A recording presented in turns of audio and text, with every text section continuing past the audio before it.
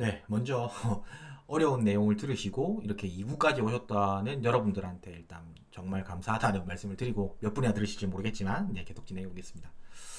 자, 이제 왜 디파인가라는 얘기를 해야 되는데요.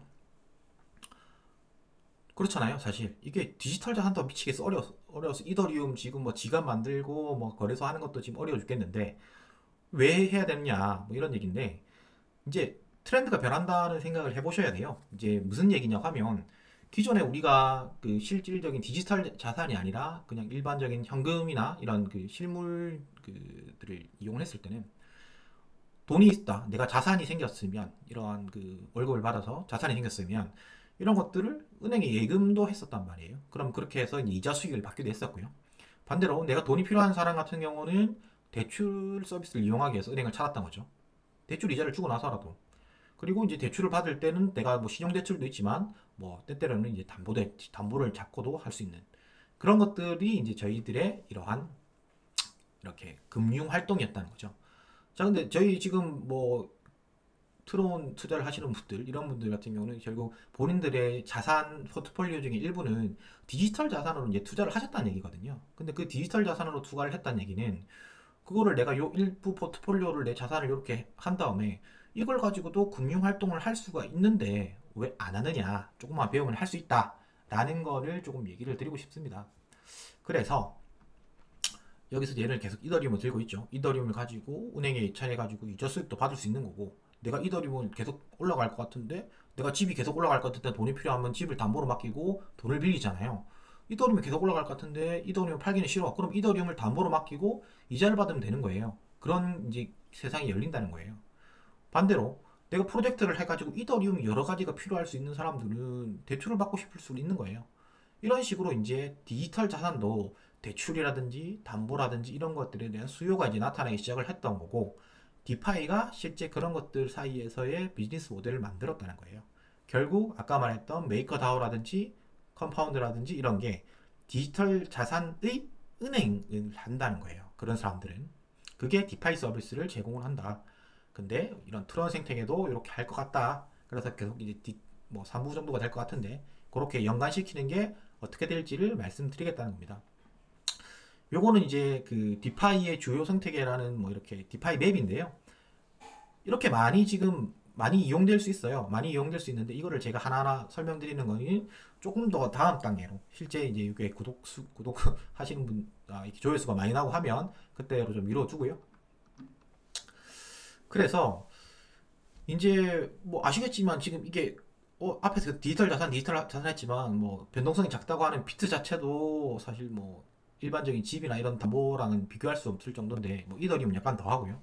그래서 이제 이걸 가격 변동성이 큰데 요것들을 어떻게 해결할 것인가가 이제 아까 말했듯이 그 다이 그 다이를 통해 가지고 이런 식으로 달러만큼의 스테이블 코인으로 뭐 해줘가지고 처리를 했다. 이거는 이제 한일이 쪽 나도 내가 이거 그 메이커다오가 다이를 가져가면 미국 달러만큼은 내가 해줄게. 뭐 미국 달러가 변하는 만큼은 해줄게. 이렇게 이제 보장을 한다. 이런 걸로 이제 해결했다. 그리고 이제 거기에 이제 대해서 이제 안정화가 되니까 이제 대출이 실제 가능하게 된 거예요. 그래서 이제 그런 대출 서비스가 이더리움이 필요한 사람하고 내가 뭐 이제 이더리움을 팔기 싫은 사람인데 돈이 필요한 사람들 아니면 또 이자라도 받을 사람들 이런 사람들하고 플러스 이렇게 이제 여러 가지 서비스가 생기다 보니까 각각의 이제 환차익이라기보다 이제 이자 차익이 생기는 거예요. 무슨 얘기냐면 우리도 요즘 보면 어떠한 뭐 대출 상품 중에는 뭐 이런 분들 많이 계실 텐데 정부 대출이 뭐 정책 자금이라서 이자가 엄청 싼 거예요. 뭐 정부 그래서 내가 1%로 대출을 받았어. 근데 은행에 예금만 해도 1.5%의 이자를 받아요. 그럼 그거 1%짜리 대출은 무조건 길을 쓰고 받아야 되는 거잖아요. 왜? 내가 1%짜리 돈만 땡겨 놓으면 얘는 그냥 이자만 해도 난 중간에서 아무것도 안 하고 0.5%의 차익 거래를 얻을 수 있으니까요. 무슨 말 이해되시나요? 이러한 게 지금 여기 가능하다는 얘기입니다. 그래서 이제 그게 무위험 차익 거래 이런 것들도 있다. 실제 그 우리 현실에서 있었던 것들이 디지털 세상에서도 나타나고 있다. 디지털 자산에서도 나타나고 있다. 그런 내용입니다. 그래서 이제 정통적인 뭐 은행 송금 방식 뭐 이런 것들은 넘어가고요. 아까 그래서 이제 그 세 번째로 말했던 투자 목적의 투자자들이 이제 디파이 시장에 들어왔다. 그러다 보니까 아까 말했듯이 내가 이더리움은 가지고 있지만 이더리움은 가격이 올라갈 것 같아. 그런 것 같으면 이더리움을 파는 게 아니라 이더리움을 해가 예치를 한 다음에 다이 이건 아까 제가 말했네요. 달러랑 똑같다고 했잖아요. 달러 가지고 이더리움을 또 사버리는 거예요. 그럼 이게 뭐 일종의 레버리지죠. 레버리지로 땡겨버리는 거죠. 이렇게 해가지고 할 수도 있고 아까 말했듯이 플랫폼과의 금리 차. 정책 자금 싼 대출 받아가지고 그냥 이율 많이 주는 상품에 뭐 그런 상품에 넣어놓기만 해도 내가 금리 차를 할 수 있잖아요. 그런 것들을 하고 있다라는 얘기입니다. 그렇게 이제 실제 그 나와서 실제 여기서 예를 들고 있는 게 컴파운드의 이제 다이 약간 계속 말씀드리지만 이거 달러만큼 해주는 다이 이거를 내가 빌리는데 이율이 8.31%고 이거를 맡겨놓는 이자율은 6.5%예요. 자, 빌리는데 8.31%가 들었어요. 근데 컴파운드랑 비슷한 다른 은행, 디지털의 다른 은행, 아베라는 이런 플랫폼에 가면 얘들의 이자율이 얼마냐면 38.49%인 거예요.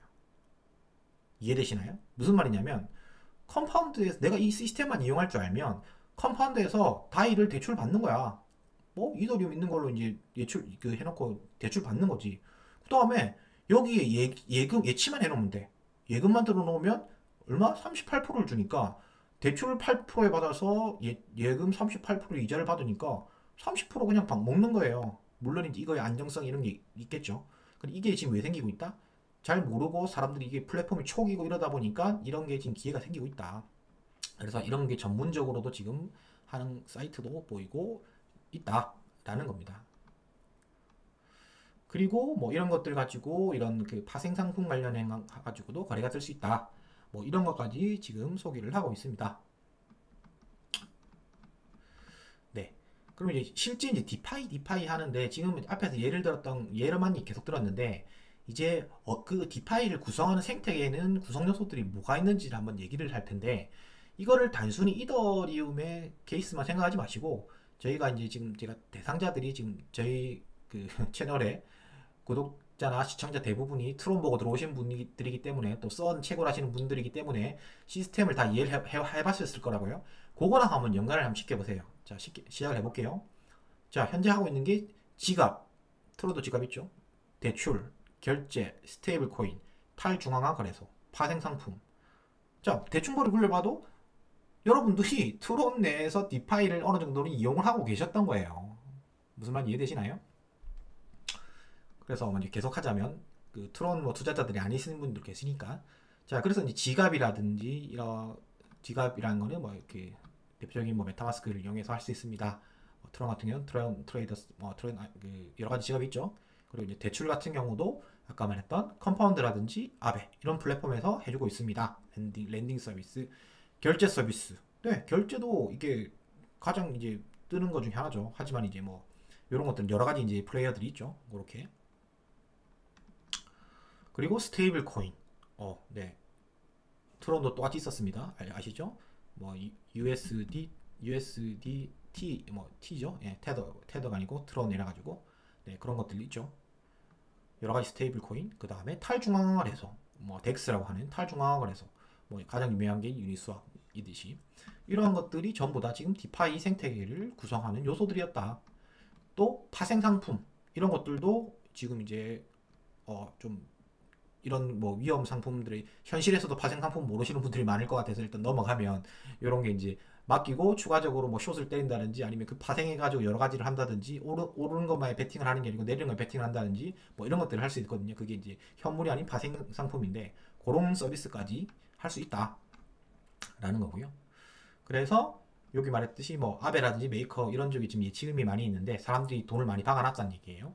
이것들이 전부 다 이더리움 지금 기반이거든요. 그럼 오늘 이게 설명드린 것 중에 하나가 이렇게 이제 뜨고 있는데 이렇게 뜨고 있단 말이에요. 뜨고 있는데 이게 여기 뒤에는 얘기 그 숙제랑 가능성 중에 얘기가 안 나서 한 얘기인데 이더리움 네트워크가 최근에 너무 붐볐어요. 그래가지고 아시겠지만 이더리움 가스비 전송비가 엄청 쌌는데 요즘 엄청 폭등을 했거든요. 그래서 이제 실제 채굴 하시는 분들은 요즘 웃음꽃이 폈어요. 왜?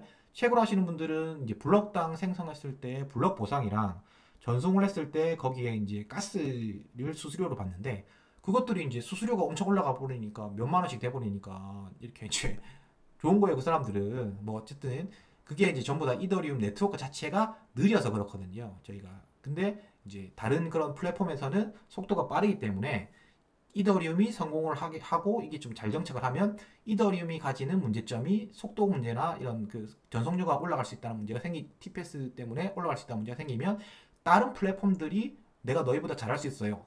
여기서 이더리움에서 하고 있는 거 뺏기면 되거든. 그거를 다들 하겠다는 겁니다. 그 다른 지금 뭐 상위권만 봐도 다 전부 다 지금 그 디파이 서비스 한다고 하잖아요. 이러한 것들이 배경이 있다는 겁니다. 그래서 뭐 뒷부분 내용들은 뭐 이렇게 요 부분이 제가 참 좀 재밌게 읽었는데 바이낸스 아카데미에서 발췌를 한 내용이래요. 저희가 이제 그 LP 코인 LP 유동성 뭐 그 우리 관련 공급자라는 LP라는 용어는 깜짝 놀라셨죠? 여기서도 지금 들어봤잖아요. 자, 암호화폐를 동결하고 보상을 받는 거 지금 써너도 농사 짓는 거예요. 이자 농사. 무슨 말인지 알겠네요? 유동성 풀에 우리가 저스트 스왑이라는 유동성 풀에 돈 넣어가지고 우리가 유동성 공급자의 역할을 하는 대신에 썬이라는 보상을 받았잖아요.